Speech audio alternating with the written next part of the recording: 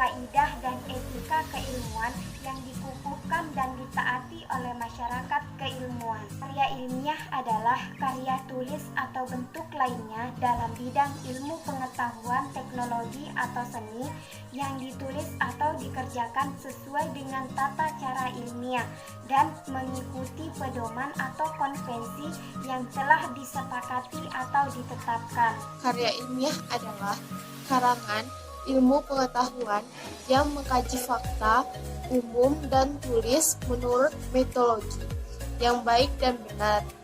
Maksud penulisan karya ilmiah adalah untuk berkomunikasi dengan orang lain tentang ilmu. Karya ilmiah sebaiknya ditulis dengan memperhatikan ketertiban dan kehalusan dalam menyaji ide, keekonomisan dalam mengungkapkan, dan ketetapan dalam memilih kata. Jenis-jenis karya ilmiah.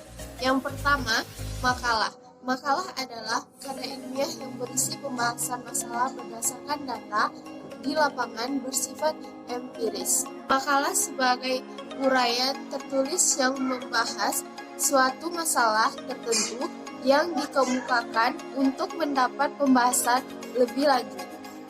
Laporan penelitian. Laporan penelitian adalah tulisan yang tersusun secara sistematis dan teratur tentang informasi. Suatu penelitian dalam hal ini meneliti, mengelola, dan menganalisis objek penelitian untuk memecahkan masalah. Indra Astuti 2019. Cara praktis penulisan karya ilmiah dalam bahasa Indonesia, Gajah Mada Universitas Press 2016-266. Laporan penelitian merupakan penyelesaian studi yang melaporkan sebuah penyelidikan atau eksplorasi masalah, identifikasi pertanyaan yang akan diselesaikan, dan termasuk data yang dikumpulkan, dianalisis, dan ditafsirkan oleh peneliti.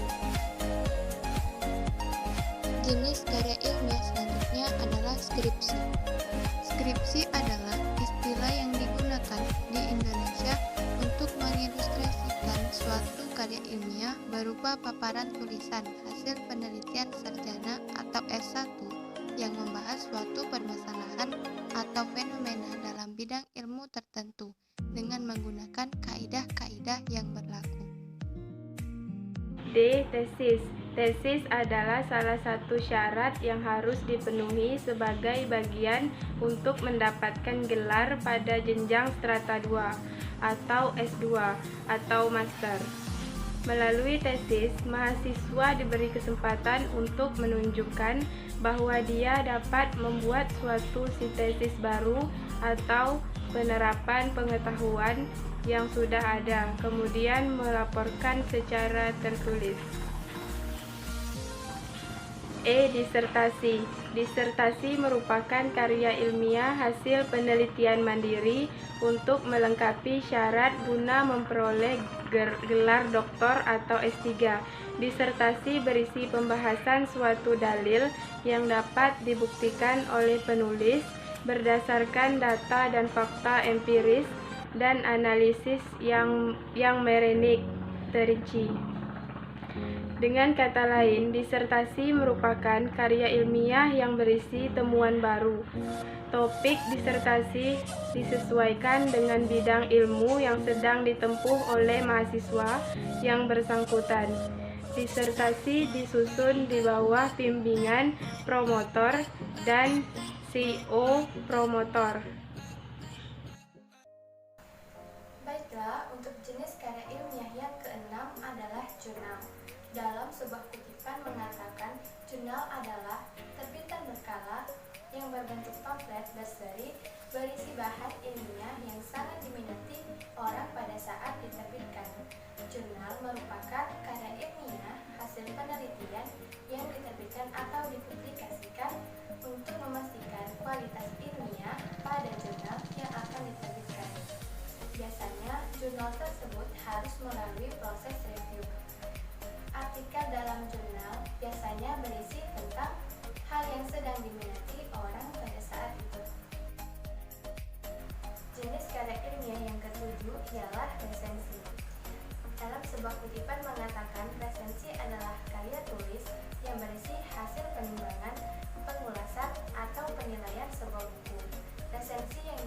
juga timbangan buku atau book review sering disampaikan kepada sidang pembaca melalui surat kabar atau majalah. Tujuan resensi ialah memberi penimbangan dan penilaian secara objektif sehingga masyarakat mengetahui apakah buku yang diulas tersebut patut dibaca ataukah tidak. Baiklah, selanjutnya adalah teknik penulisan karya ilmiah. Bagian awal.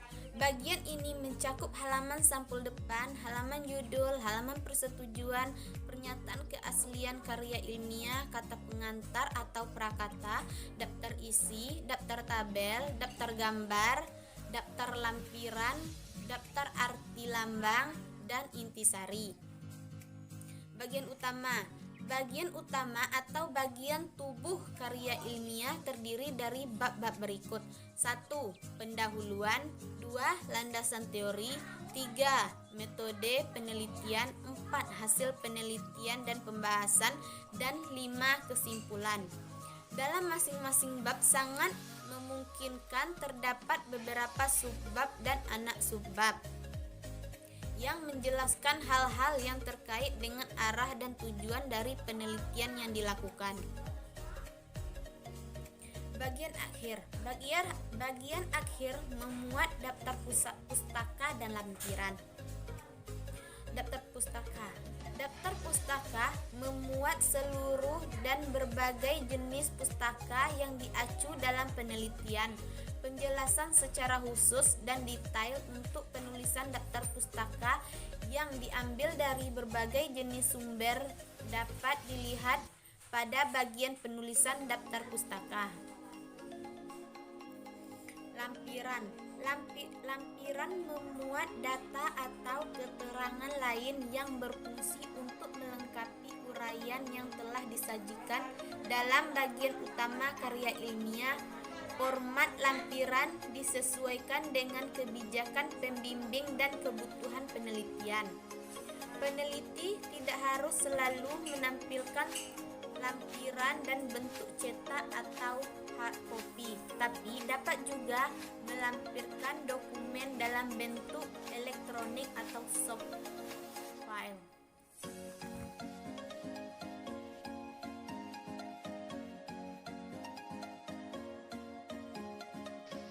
Contoh karya ilmiah ini berjudul Peran Bahasa Indonesia dalam Penulisan Karya Ilmiah.